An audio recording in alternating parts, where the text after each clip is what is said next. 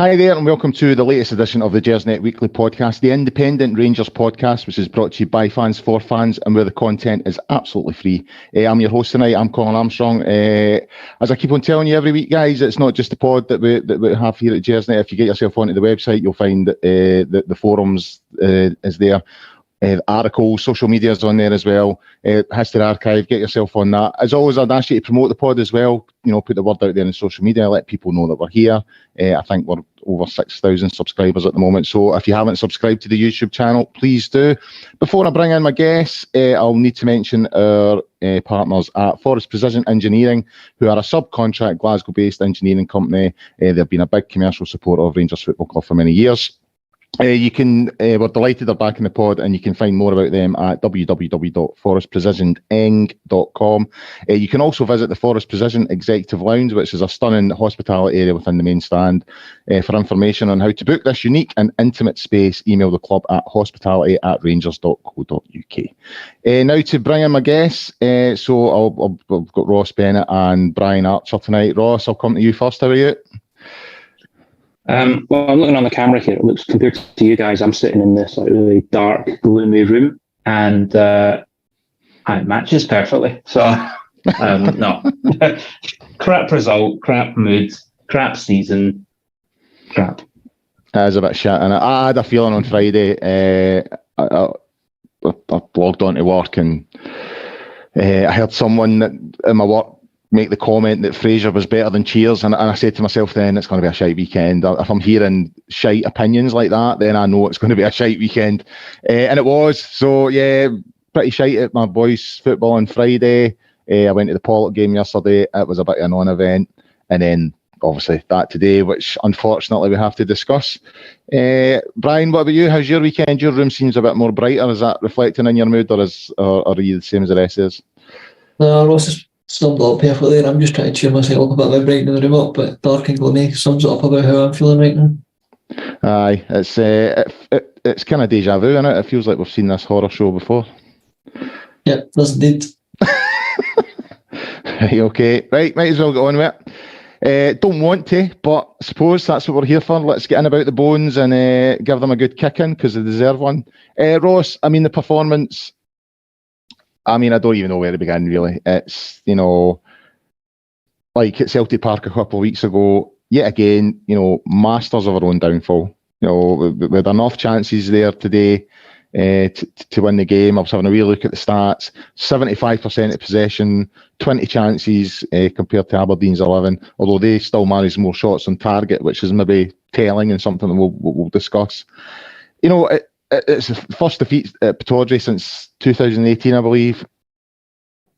It just feels like with this group, it's the same issues time and time and time again. As I said to Brian there, it's the same movie being replayed on loop over and over and over again. Now, we have to give them a certain amount of praise and Beale a certain amount of praise since the turn of the year. We've definitely, went on a bit of a run. Obviously, that came to a halt a couple of weeks ago at Celtic Park. But that today, to have 75% possession and not score, to have 20 chances, 20 shots, but only like 4 of them on target, and the way we defended, the 2 goals, which again we'll come on and talk about, it is deja vu time and time again. It's the same shite over and over and over again. Yeah, I don't really know where to start. I'll actually try and put a small amount of positivity out into the Rangers universe at the moment. I thought, by and large, in that first half, there were periods of time where we actually looked quite good, and I thought we actually played quite well in certain phases. That's as positive as I'm going to get, because there is no point looking quite good for certain phases of a game if you aren't going to score. Now, the stats that you've rattled off there, 75% possession, 20 odd shots on goal. I think that the commentator said it was our first league defeat at Pittodrie since 2016, since a James Maddison free kick. It's ridiculous how successful we've been against Aberdeen, actually. But yeah, those stats that you rattled off there, it just renders absolutely redundant any nice passages of play any good build-up, any controlled passing, anything like that becomes completely obsolete if you cannot put the ball in the back of the net. And yes, we have seen this movie before. Yes, we have spoken about this a lot. Today was almost summed up our entire season, that we just seem to be incapable of putting the ball in the back of the net, completely lacking in any sort of clinical nature. Got unlucky at times. I think so for example, with Morelos having that ball cleared off the line, that would have been a wonderful goal. I felt that our decision making in front of goal was poor at times, with people choosing to shoot or take on half chances rather than working a better opportunity. But all of this is then framed against completely not fit for purpose defence, in my opinion. Now, I've seen a stat after the game today that this season we have conceded 40% of the shots on target that we faced. 40%. That is absolutely disgusting. I mean, that is the statistic of a team facing relegation, not a team fighting for a championship, not a team competing in Europe. So if you are a team that is conceding 40% of shots on target, you have to score. You have to take your chances. And the fact that we couldn't do that today is absolutely baffling. And I felt when we came out in the second half, looking kind of devoid of ideas, it didn't match the first half performance for me. Didn't really look likely to score in that second half. I felt as soon as the first goal went in, I thought that was kind of game over, which is really, really disappointing and really depressing. The league was done. We knew the league was done. So actually, by and large, not much changes. We can be, and I'm sure we'll go on to assess the players and assess the squad ahead of the summer transfer window. Did any of those players do themselves any favours today? I don't think they did. So, difficult. Like I say, if you want to be positive, you can look at it and say we played some nice football in the first half and we did absolutely hee-haw with it. So it's highly, highly disappointing. Brian, it seems to me as well that it's, we're talking about it's the same horror movie time and time again, the deja vu, the same mistakes time and time again. It happens so often that it's actually becoming predictable what's going to happen next. So at half time, I was sitting with my son watching it, and I said, you know the difference between us and Celtic? I says, the quality of chances that we've created in that first half means they go in at half time 2-0 up. I says, we're going in at nothing each. I says, and I guarantee you Aberdeen are going to come out and score early in the second half. And voila, that's what happened. That's what makes it so frustrating. It's the fact that it's repetitive. It's the same stuff time and time again, and also that it's so repetitive that you can actually start to predict what's the next chapter. You can see it coming. As a supporter, I can see it coming. So why can't the players? It's just draining. You know what I mean? You just know what's coming, and I knew it was coming at half time today. You got a lesson there in the first half of what the difference between us and them is. We're a good side, there's no doubt about that. We moved the ball about well. We've been on a really, really good run of late. But the difference between these two teams, the two teams that are supposedly going for the championship, is when they get their chances, they score them. They put teams to bed. We don't. We give teams an opportunity to come back in because of the defence that Ross has mentioned. And then in a game that we're fairly comfortable, the thing that really annoyed me is we totally muted Pittodrie. It was like a library. You know what I mean? The stages in that first half, it didn't feel like a typical Aberdeen Rangers game because they were not really in it. They get that goal, and all of a sudden, it does become a sort of Aberdeen Rangers game. And at that point, as Ross said, you feared for us at that point. And once the second goes in, it's game over. Yeah, the perfect example of that for me was Sakala's chance in the first half. All three of their forwards buy that chance without question. That's just me right to them, and I wouldn't have backed any of our forwards to score that. They hit it straight at the goalkeeper, and that for me, that's the difference between the two sides at the minute.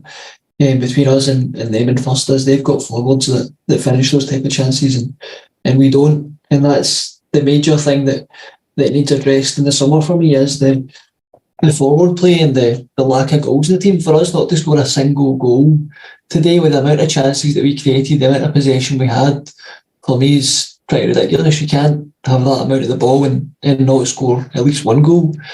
And we're, as you said, put it perfectly, we're masters of our own downfall. At the back, we're just giving away cheap goals at times by not doing the basics, giving the ball away. Sakala for their first goal doesn't even really challenge for that ball, just gives it up easily, and then he hits a wonder strike, whether he means it or not. Who knows? He could probably hit that another 10 times and it would fly over the bar. And 10 times, but he hits it perfectly one time and it goes in. But it's just the lack of effort really to even challenge for that ball or do anything really that's worrying. It's no surprise to me that our worst defensive performances have came when Goldton's been out of the team. We just seem lost in terms of our whole structure at the back without him there to marshal it. And I think one of the things that possibly needs addressing this summer that's maybe not been talked about much is another partner for Goldson. Both Davies and Suter worry me. I've got a feeling with both of them that they've both got a bit of a rick in them. Neither of them give me confidence of being part of a solid, dependable back four for a full season, to be honest.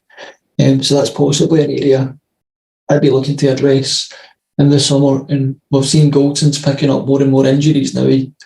He was, the most reliable player at the club for the first, years when he came, but now he's starting to pick up the odd injury. Is that something that needs addressed in the summer as well? So there's, it looks like the problems are piling up, and it's all going to need to be addressed in the summer. So it's a big window this summer to try and claw that gap back next season.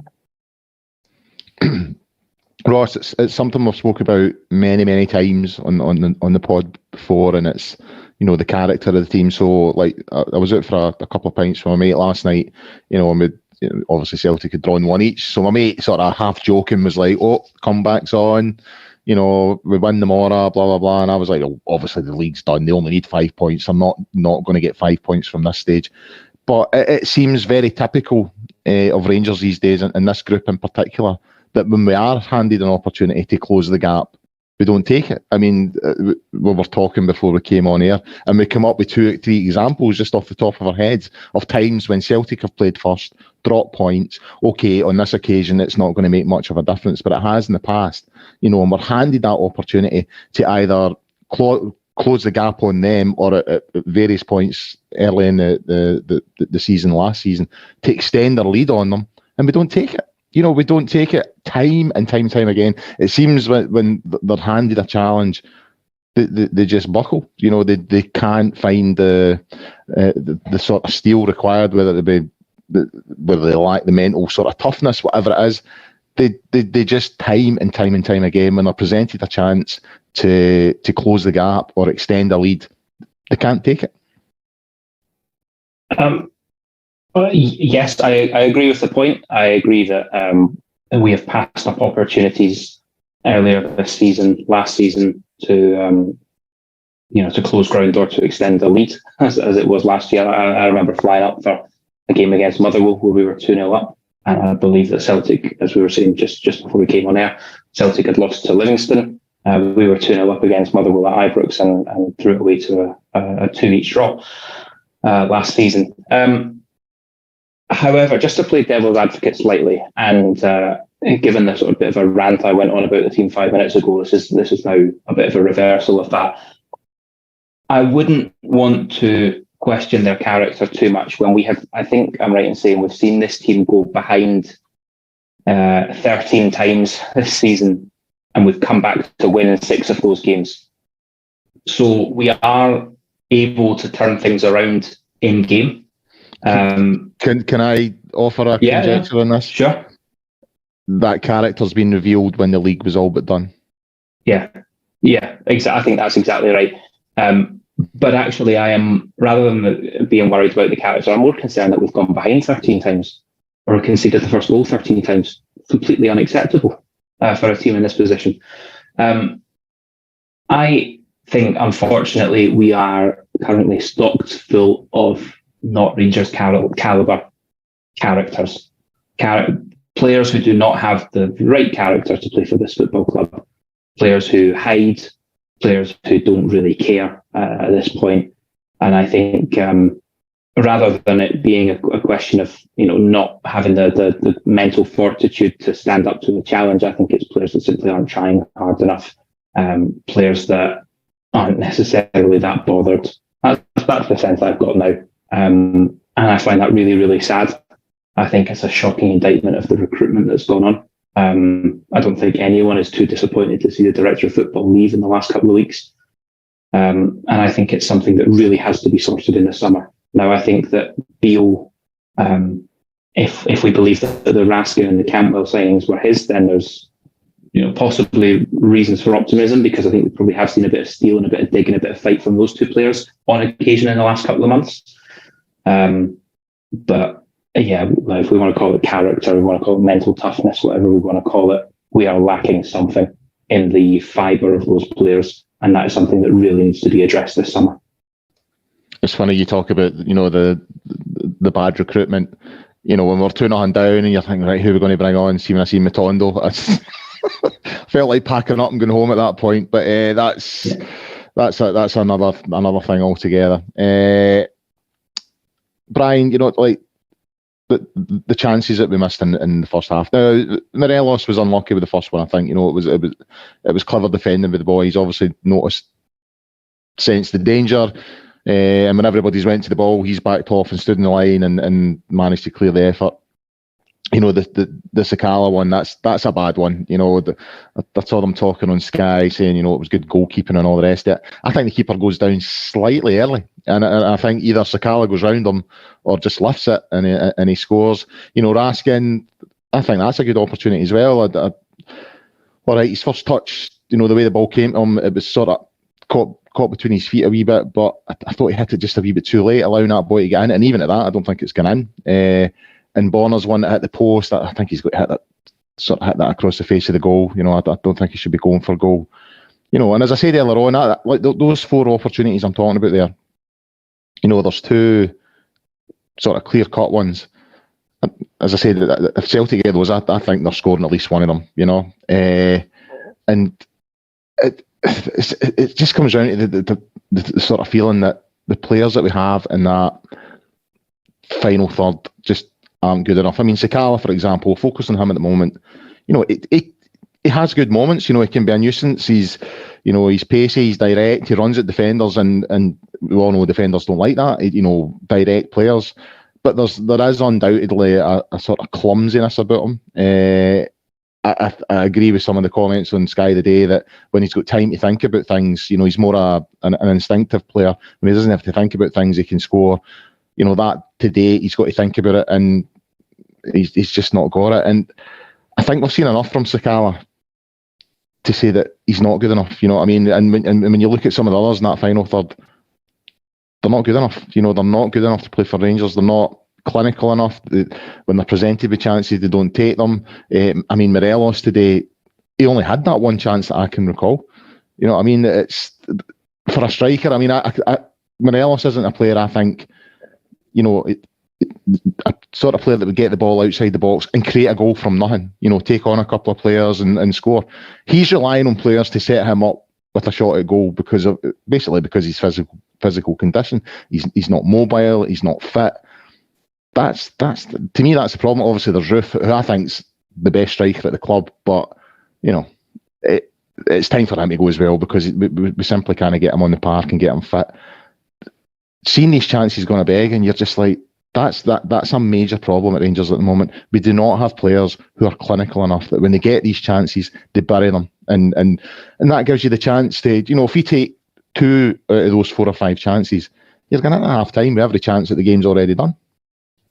Yeah, I think it's the biggest problem with the club, and it's probably the one that needs addressed first in the summer, is the striker problem. We lack strikers that have got ice in their veins, that when they go through one-on-one, you would back them 100% to score, a la a Chris Boyd or a Kenny Miller in his second spell after Chris Boyd left, when he got those 20 goals in the first half of the season or whatever it was he got. Those were 2 examples of strikers that had complete and utter ice in their veins, but then when they were through it one-on-one, you knew 9 times out of 10 they were going to score.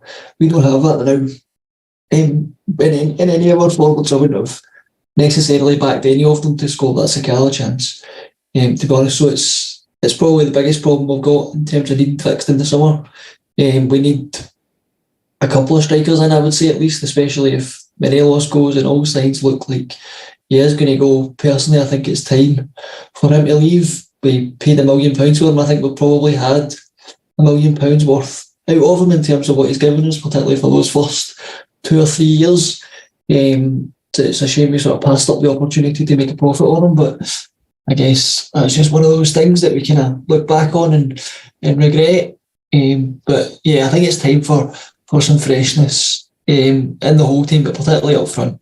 I think we need a new front line. I think Kent as well.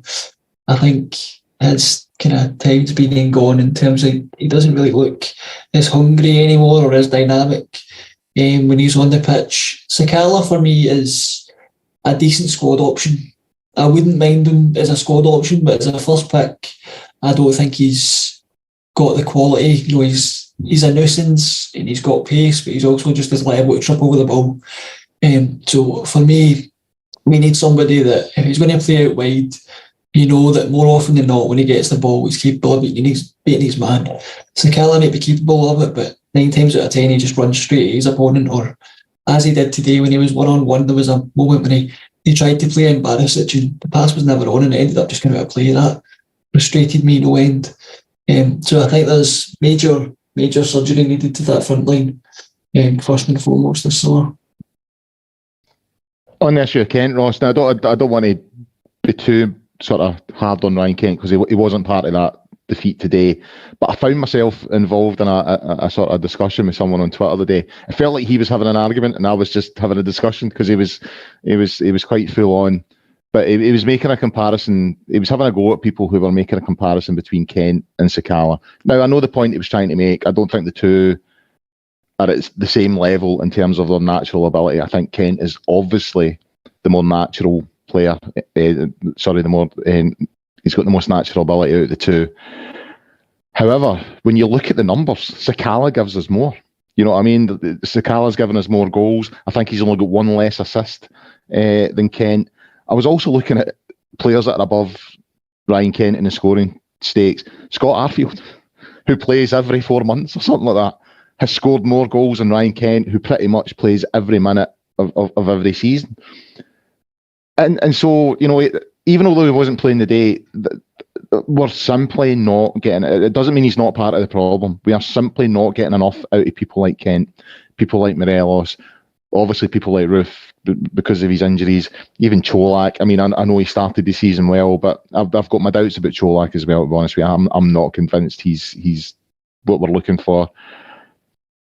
But Kent is a frustrating one because, you know, he came with a high price. We have seen what he's capable of. I mean, in the 55 season, he was so influential. I have a theory that that's because that's when Roof played most of his football. He had a natural sort of player that was kind of on the same level on him, and I thought they linked up well that season. I think since Roof his game times became less and less, that's when Ryan Kent has started to struggle a wee bit. That said, I still think we should be getting more out of him. You know, the lack of goals, the lack of assists, that's a major problem. You know, when someone that's a high earner who cost you £7 million to bring him through the door, who there was a lot of expectation on, you know, even although he wasn't playing today, and you know, I don't want to go in too heavy on the boy because of that, but you can't just ignore that. It is a problem that someone like that isn't producing enough. Yes, I absolutely agree, but I actually think it's unfair to single Ryan Kent out. If you were to run down a list of our top 5 best, in inverted commas, best footballers, Ryan Kent, absolutely. Probably Alfredo Morelos. Arguably someone like a Glenn Kamara. Definitely a Kamara Roof. Have we got enough out of any of those players this season? I appreciate that's only 4. Who's the 5th? Maybe James Tavernier, and maybe he's the one that gets pass marks. But our so-called best players are consistently not performing. Now, Ryan Kent, I agree, is probably the most dramatic and the most instantly visible and obvious, because you're right, as that kind of creative forward line player, if you're not creating or scoring goals, you're not doing your job. So it's immediately when you're not getting those kind of numbers, it's a stick to beat you with, and it's not as if you're performing the role of, say, a Nicholas Raskin or a Ryan Jack, where you can go, oh, he's playing that kind of role where you don't necessarily see all the good work that he's doing, or a lot of his best work is off the ball. not when you're playing as a, on the side of a forward three. Your best work has to be on the ball, and that has to manifest in numbers. So Ryan Kent, it's instantly obvious that he's not contributing enough, or he's not living up to his own ability. I don't know why that is. Is that attitude? Is that luck? Is it that he's being marked out of the game, or that he's being bullied out of games? I don't know. But you're right. We have seen in flashes what that boy can do. But actually, if he were to leave this summer, which I guess as time takes down, that's looking more and more likely. I don't know, Colin, a question for you. Do you categorise Ryan Kent's time at Rangers, the 3 seasons he's been here, do you categorise Ryan Kent's time at Rangers as a success? Because I don't know if I would.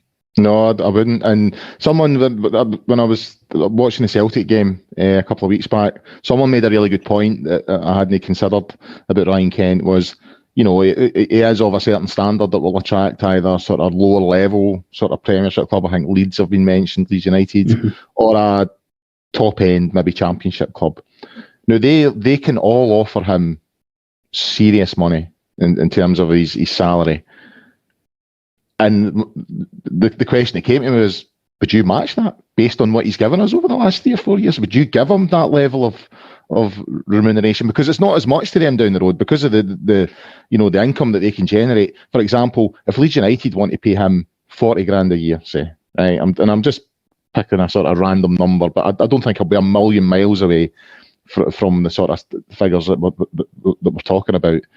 If they want to pay him 40 grand a year, 40 grand a week, would you be comfortable matching that? I wouldn't, because I don't think we're getting 40 grand a week out of Ryan Kent at the moment. So I hadn't thought about it in that sort of context. And when they put that point across, I was like, no, I would let him go. I think I was speaking to John from the pod, John McCallum, a couple of weeks ago, and he was like, he thinks Kent needs a move. He just looks like he's maybe served his time here. He maybe needs a change of scenery and stuff like that. And maybe that's the case.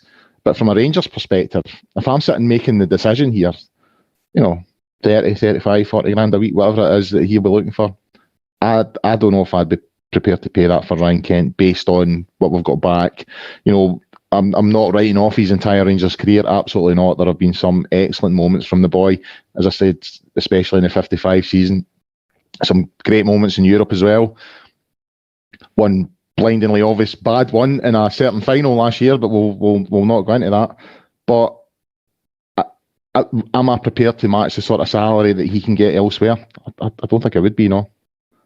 No, and I think I think you're absolutely right that's what makes it easier for us to kind of say farewell at the end of this season.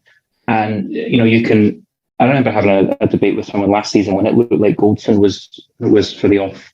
Obviously, then signed a contract extension very, very late. And this chap was saying to me, it's an absolute disgrace that we're not getting anything for him.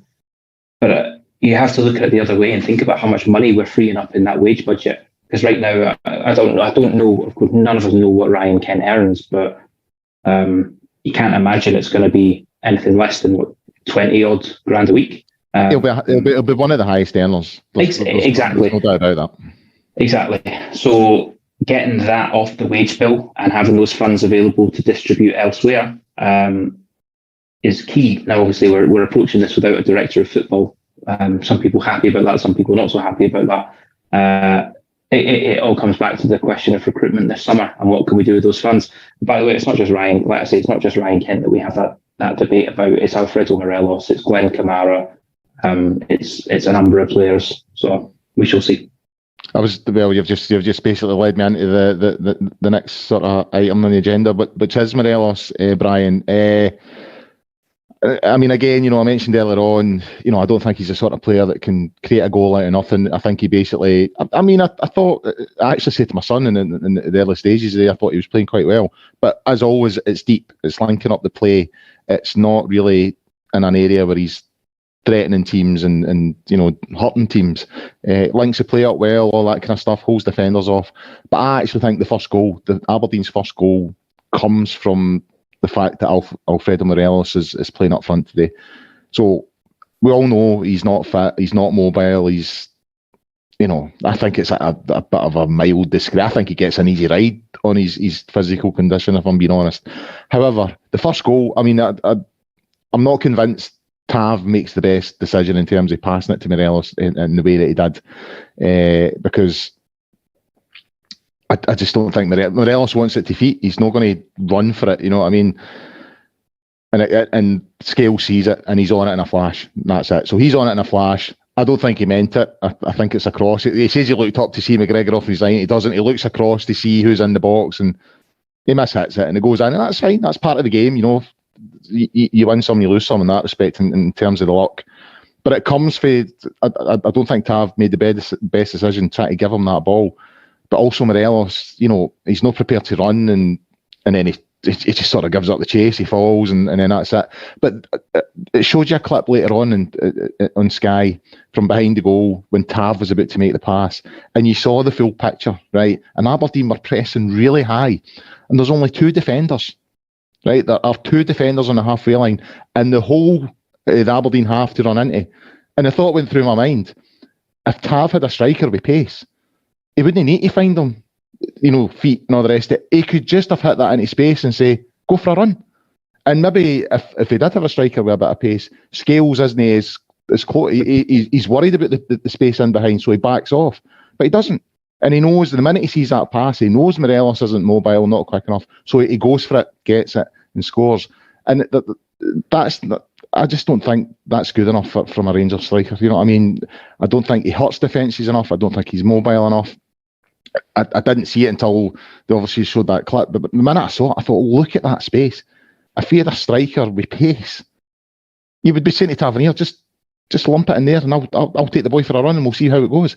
But he can't do that. He needs it to feet. He needs to hold defenders off and then ask his midfielders and other strikers to come up and support him.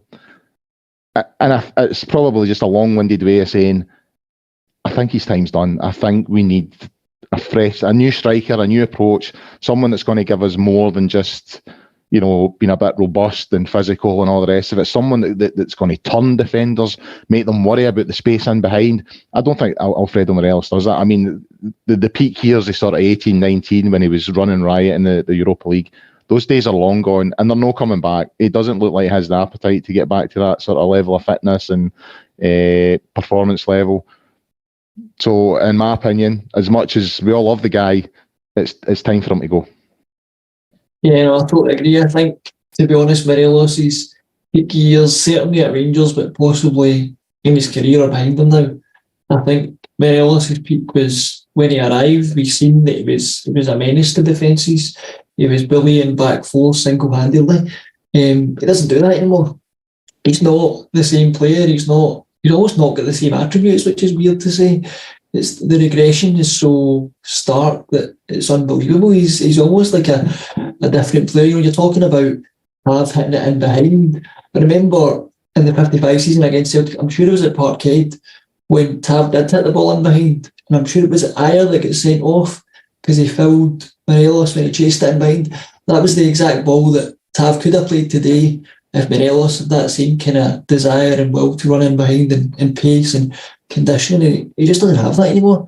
You know, this was a player that at his peak was bullying top European sides and top European defenders. I remember him absolutely ragdolling Pepe when we played Porto. You know, he made mincemeat out of some of the top defenders in Europe, and he's just not that same type of player anymore. This was a striker that I honestly felt that, you know, once he left Rangers, he would genuinely be going on to potentially, you know, a real top level. But I don't think he's got it in him anymore, and that's sad to see, because I do think at his peak he could have went as high in the game as he wanted to. But I don't know what it is in him that's kind of he's lost. But he definitely seems to have lost something. His appetite for the game, or his hunger, or his desire, something. But I definitely think it's time, both for Rangers and possibly Morelos, to have a fresh start somewhere else. Well, he's not lost his hunger in all respects, if the truth be known.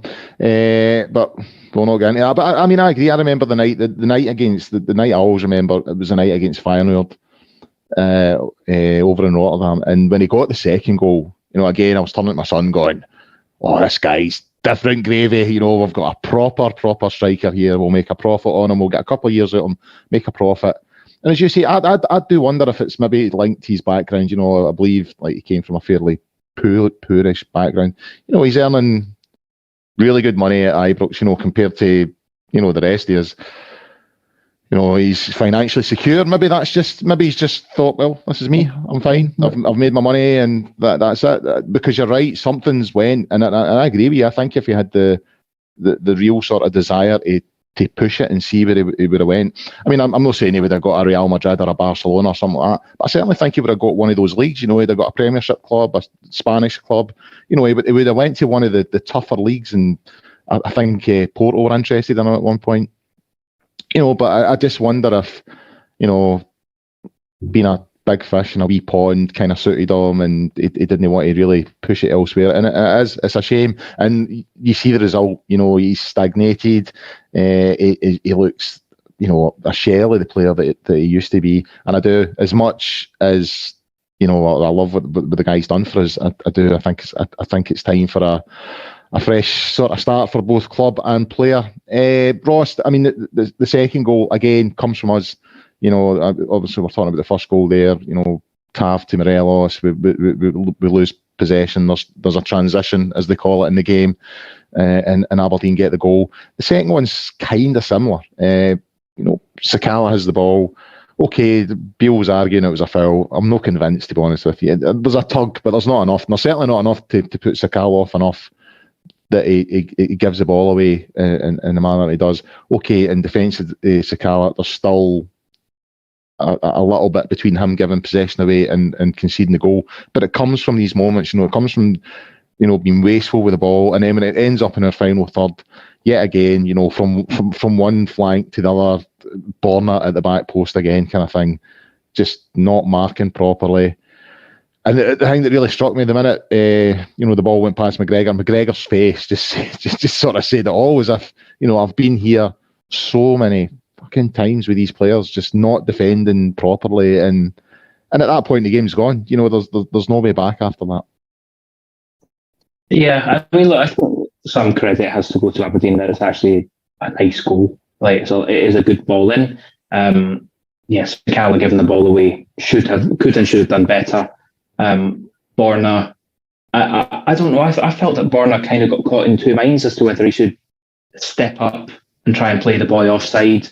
It's very dangerous with a ball like that coming across the box, or you know, actually jostle around and get to the ball first. So I think Borna needs to take some responsibility, but it is a very, very good ball in and a nice header and a good goal, but avoidable.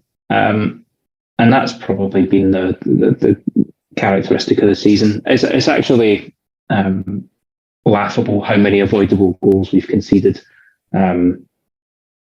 It feels that teams actually, okay, none of the goals today were scored in this manner, but teams getting the ball down on Tav's side and cutting inside and playing the ball across the box for someone to have a tap in, that's become the way to score against Rangers. So it's really disappointing again today to lose another goal to sloppy defending. But I would give them some credit for the goal. It's a good ball and it's a good header. But you're right, McGregor's face was a picture and probably told the story. Not that McGregor's been free of criticism at all this season. You know, he's another player that's not performed and should have been replaced in the summer. There were again occasions at the game today where I felt he failed to deliver with crossballs into the box, that he was punching where he should have caught. Well, on that, my mate blames him for the first goal. Would you go with that? I'm not so sure. I don't blame him for the first, but my mate messages me saying, "No, McGregor again." What's your thoughts? I don't think so. No, it's a freak goal. It's a stupid goal. It's an annoying goal, but it's a cross, and he was actually, for a cross from 40 odd yards out, he was in the right place to deal with the cross if it worked as a cross. So no, I don't actually blame him for either of the goals today, but he's just another one on the list of players that need to be replaced this summer. I'm sorry that every question you've asked me, I've answered it by talking about how much we need to fix the squad, but to me that's the biggest issue. Yeah, and we'll come on to that, Ross. Brian, I kind of felt for Michael Beale today. You know, he said after the game, you know, the performance was really in our hands, and we were very wasteful in the final third on a day when we had to come up against a hugely committed home team and a buoyant home crowd.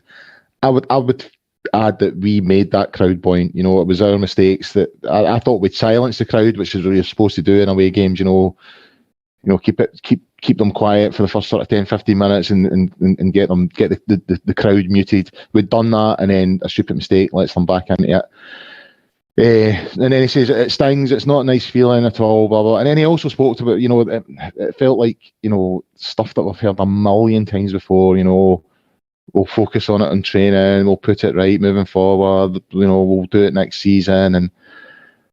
And I felt for him because it's not his fault that we've heard all this a million times before over the last few years.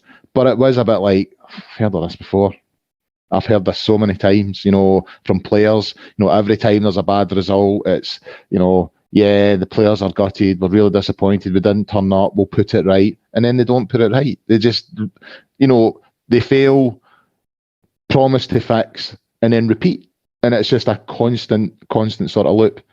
And I mean, obviously, Beale's not long in the door. I get that. I'm not for at any point here sort of suggesting that we need to move him on or get rid of him. It's very, very early in his Rangers managerial career, but it already feels like he's reaching the sort of first major point where he has to make big decisions. And if he doesn't, my mate summed it up really well today. He says he has to be ruthless in the summer, because if he's not ruthless enough, he'll suffer the same fate as Gio. If he puts his faith in some of the characters that are in that dressing room, then his head's going to end up on a spike. Yeah, it was kind of a bit of a worry with Michael Beale coming in midway through the season, as how damaging could a kind of disappointing back end of the season be. You know, we could potentially be looking at a trophyless season and no victories against Celtic, and you just wonder how damaging could that be if we go into next season and he doesn't hit the ground running. Does that then, the people then start to bring up his record at the back end of this season and kind of point to that as questioning him? I think if we remember the kind of same thing happened with Pedro when he came in midway through the season. I'm not comparing the Premier managers. I think Michael Beale's a far better manager than Pedro Caixinha. I like Michael Beale as manager. I like the way he speaks. I think he's a fantastic coach. Anyone that ever said anything about him that's worked under him has only ever had positive things to say. But I agree, he's got to be ruthless this season. It's probably one of the things people questioned when he came in, because he knew a lot of this squad, was how ruthless is he capable of being with a lot of these players that he's worked with before. And I think we're going to find that out there. Some of these going to need to clear a lot of them out. You know, players that, you know, he spoke highly of when he came in. I remember him in an interview in one of his first games, and he spoke about Glenn Kamara, and I think he said Glenn Kamara will always be in a squad that I'm managing. But I think right now he's just one of a number of players that we kind of need to try and clear out and get some money for where we can. So he's got a big job this summer. I think he knows he's got a big job, which I think's the kind of positive I'm taking is that he's not blinded by any of the players that he's worked with before. I think he sees what we are seeing, which is always the good thing. You kind of get worried when managers start trying to tell fans that what they're seeing is not the case and it's not as bad as what we're thinking it is. But I think he's kind of alive to the changes that are needed, and I think that's positive. He's spoke about almost in every press conference for the last number of weeks. He's emphasised how big this summer's going to be, and that a lot of the work's already done, and we're hoping to get our business done early, and by the time pre-season starts we should have a number of new players in. So he's saying all the right things. I guess now we've just got to go and deliver over the summer, and hopefully at the start of next season we're looking at a different squad and we can hit the ground running. Ross, on to the squad. So I was thinking about this today before we came on air. So by my estimations, what we're looking at for the summer is a new keeper, a new left side of the defence, at least three midfielders, because, you know, not purely a footballing decision. I think it's more to do with his injury record. I think the game's up for Ryan Jack. That injury last week being announced, I thought, I think he showed form good enough, over the last few weeks to warrant a year extension. But I was always under the impression that, if he can see that out to the end of the season, then fine. If not, if he breaks down again, then no, I'm sorry, his time's up. And unfortunately, he's broken down again. So, I think Kamara will go. I would like to see Lundstrom go, because that guy just absolutely fucking annoys me beyond belief. When you think about what he done in that European run, again, a bit like Ryan Kent, you know what he's capable of. You've seen what he can do, and he just doesn't do it time and time again. I've never seen a player so incapable of controlling a 5-yard pass. You know what I mean? It bounces off him, and then when he tries to pass it, he gets it wrong, and then he starts pointing the fingers at other people. It just irritates me. So I think Ryan Jack, I think it's time for him to go based on his injury record. Lundstrom, based on his performances, I think it's time to go. I think we all agree that Kamara's probably, coming to the end of his Rangers career. So that's 3 midfielders that we need to replace if all of those go. We've spoken earlier on about, I think Sakala. I know Brian mentioned there that he would have him as a squad player. I'm not so sure. I think again we've got to look at improving the quality in that area of the park, including the squad players. So I would like to see Sakala moved on. I think it's time for Kent to be moved on, and Morelos. So that's 3 in the final third of the park as well. So you're looking at like 9-10 ins based on who go out. It's a major overhaul, and what worries me about that, when I'm sitting down looking at it, I was like, Christ almighty, that's a huge amount of bodies we need to get in the building. Can we afford such an overhaul? Is Beale actually going to have to? Can Beale be as ruthless as he maybe wants to be? Is he going to be forced to put his faith in some of these players because A, we're not going to be able to get them out the door, and B, we can't afford to buy replacements? Well, we will have to afford replacements. I agree. We're looking at 9, 10, 11 players coming in this summer. The problem that we have is that it's we have delayed a rebuild. We should have rebuilt last summer. Arguably, we should have rebuilt after 55. We could have seen this coming. But we've delayed that rebuild. So now not only are we getting rid of the players who aren't performing or aren't good enough, you're also getting rid of the players who we kept giving another year to, and they're just too old to hack it now. That Alan McGregor, John McLaughlin, Scott Arfield, Stephen Davis, still in the wage book. Those guys are at the tail end of their careers. Should have all gone before now, in my opinion. So the fact that we delayed that rebuild means that we have more players to replace. We have more vacancies to fill. Also, we sort of talk about how Morelos should go or Kent should go. It's fine; those players are out of contract. But your players, like if you wanted to move a Sakala, actually personally, I would keep Sakala as a squad player. I'm with Brian on that. But if you wanted to move on a Kamara or a John Lundstrom, who are very much in contract, doesn't just happen. And that was arguably it was one of Ross Wilson's downfalls, was that he couldn't move players out the door as well as bringing players in. But we will have to be able to afford them. The money that's coming from Champions League this year, from Calvin Bassey, from Joe Aribo, that has to be reinvested properly, not reinvested in 4 million on Ravi Matondo or 4 million on Ben Davies, 2 signings that again haven't been good enough. It's a hell of a job this summer, and as I say, we're doing that without a director of football. Whether that's a choice or a necessity, whether that's short term or long term, I don't know. I am very, very pro Michael Beale. I agree again with all the comments that Brian made earlier about him.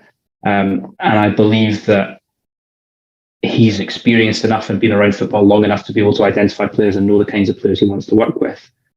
So I'm maybe not as concerned about a lack of a director of football as others might be, but still we're asking for some hell of a job this summer. But can we afford it?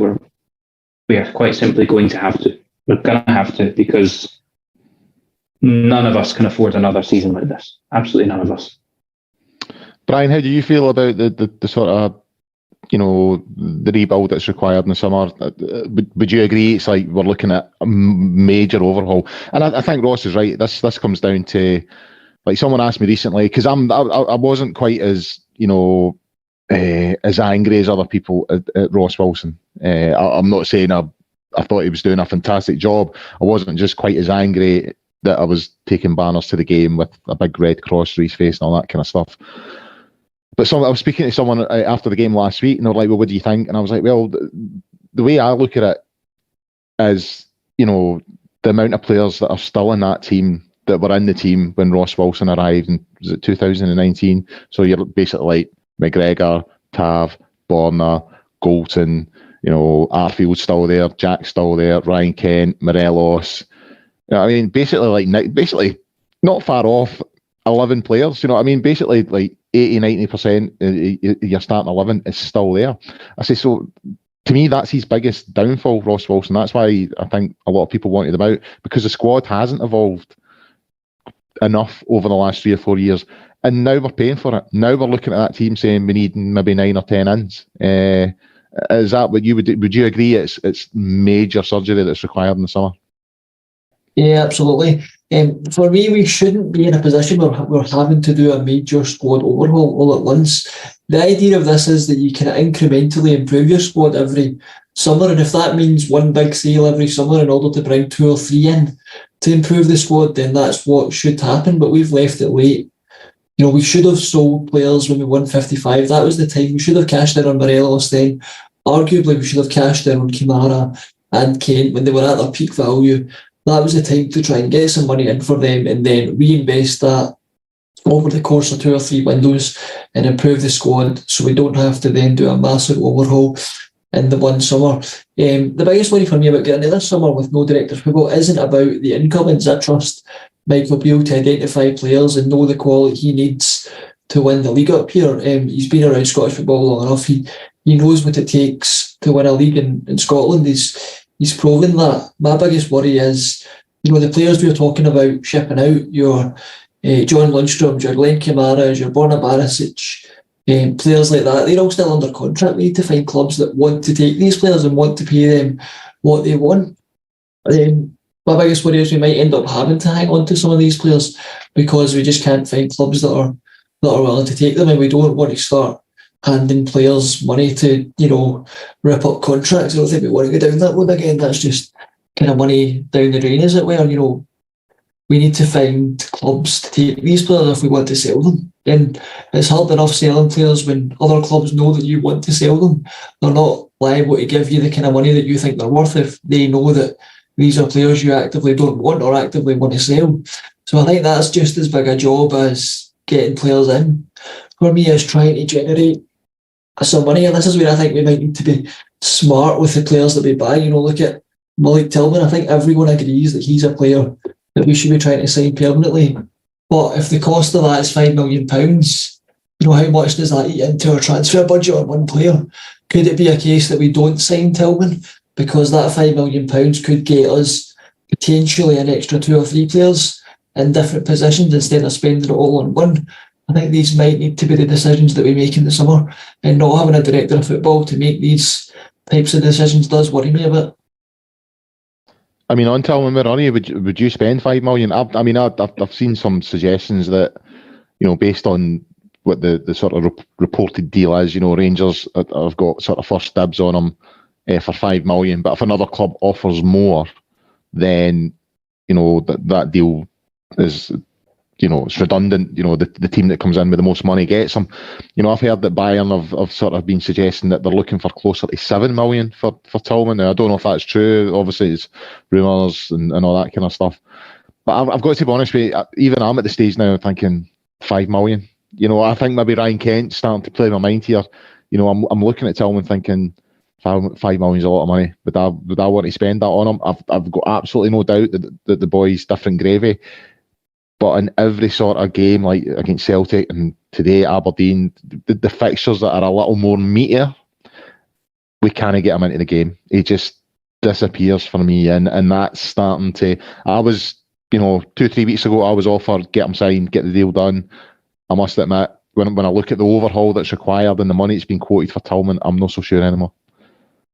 I think that's where I kind of hesitate on it, is how big of an impact would paying potentially £5 million for Tillman have on the remainder of our transfer budget, because we know that we need to do a massive rebuild. To do that kind of rebuild, you need significant funds to finance that. So if putting £5 million into Tillman is going to be, a substantial portion of our transfer budget for the entire summer, I think you've got to think twice about it and say, right, we know he's a quality player.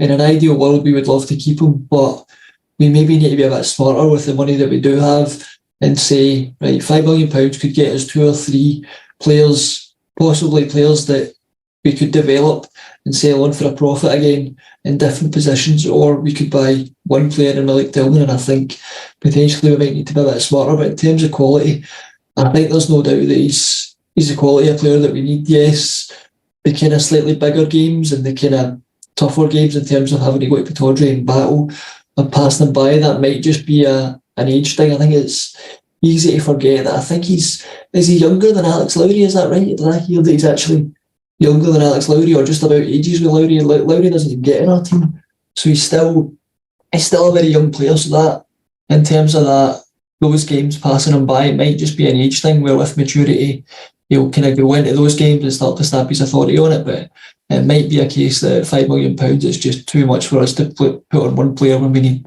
to do such a massive rebuild. Ross, big game coming up next week, semi-final.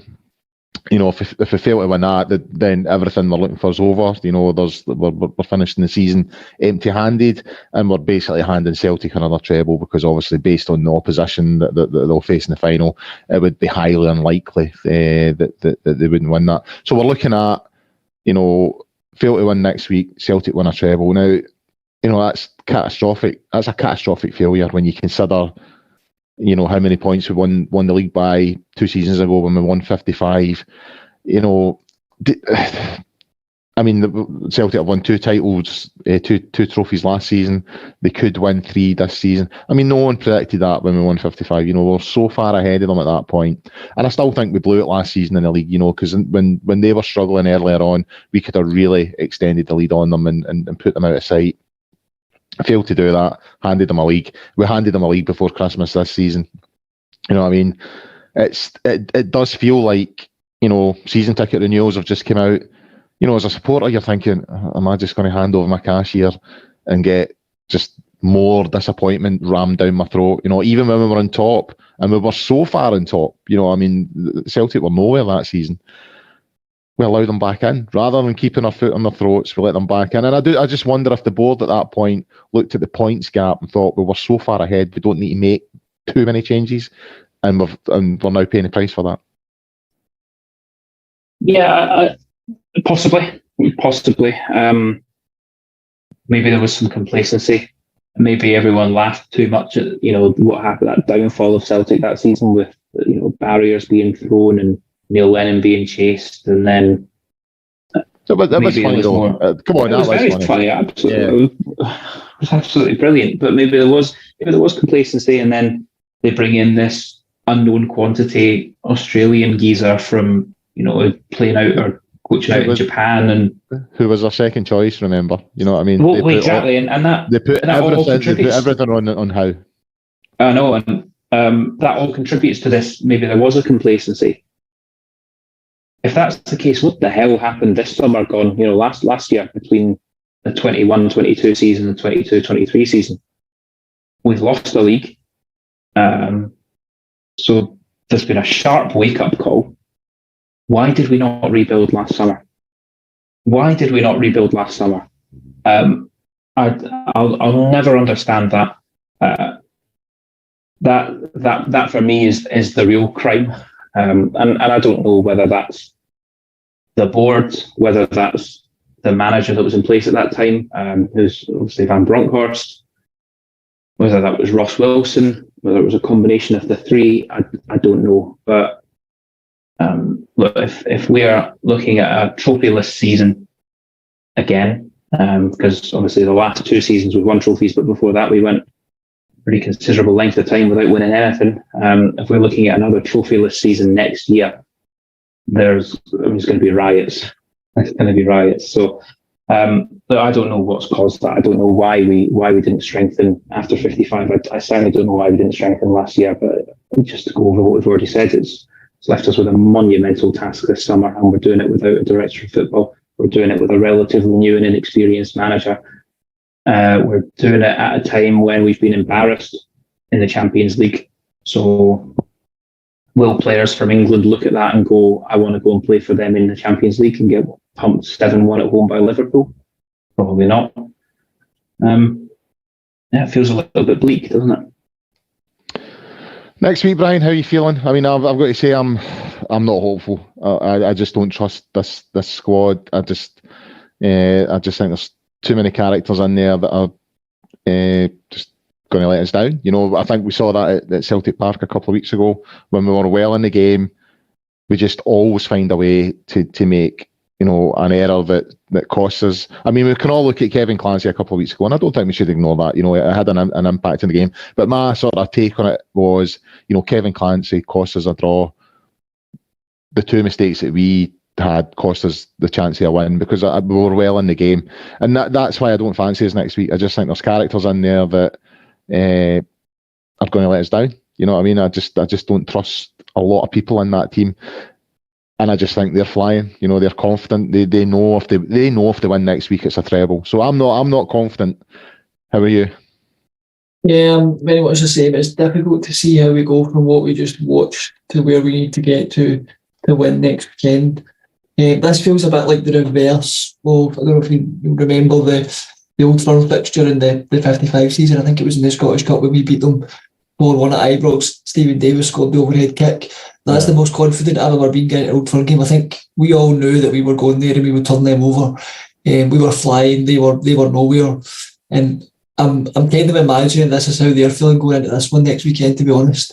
Because they've got all the momentum, all the confidence, and we're just struggling at the minute, and we're just kind of waiting for the end of the season. And you know, even the fixture last weekend to the very end of season feel about it for the first 70 minutes. It just feels like these players are just waiting for the end of that season. It can't come quick enough for them. A lot of them probably know that their futures aren't at Ibrox, and they're just wanting the end of the season to come tomorrow, basically. And I don't know if enough of them have got one last push in them to get us over the line next weekend. To be honest, I just, like yourself, I don't trust them to get us to where we need to be to win next weekend. So I'm not feeling particularly confident. Maybe if you ask me again on Friday after the battle fever's kicked in, I'll be saying that we're going to win 3-0. But right now, I just can't see it. No, I'll not feel like that on Friday either. I can assure you. Right, so looking at the clock, guys, probably best to wrap things up there. So a big thanks to Ross and Brian for coming on tonight and discussing that. It's always difficult when it's a poor result. So big thanks to them. Great stuff as always. We were live tonight. We were live on the Sunday night, but the pod should be available to download and stream on a variety of platforms from tomorrow, including Acast, iTunes, YouTube, Castbox, Stitcher, Spotify, all your usual places. As I said, a big thanks to Ross and Brian. We'll have a preview show out next Friday for the Old Firm game next Sunday. I don't have at hand who's on that next week, but we're on at the usual time on Friday, 9 o'clock. In the meantime, get yourself onto the Gersnet website and forums at www.gersnet.co.uk. Until next time, guys, bye for now.